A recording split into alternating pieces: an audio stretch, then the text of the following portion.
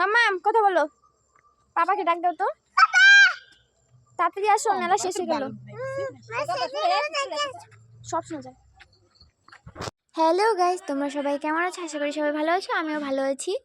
আজকে মেজবাড়ির রাসমেলায় মেলা হচ্ছে, এটা অনেক দিনের ভিডিও, আমি দিতে পারিনি কারণ আমি একটু প্রবলেমে ছিলাম, তার জন্য আর দেওয়া হয়নি ভিডিওগুলো।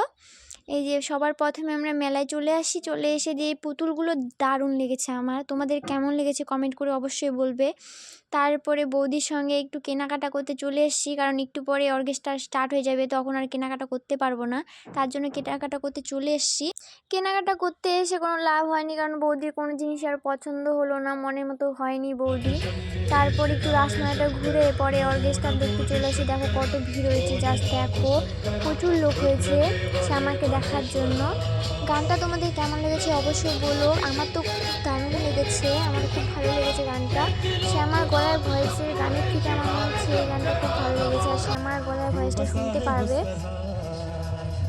मुझे परम जो है मेरा था कभी नहीं मिला।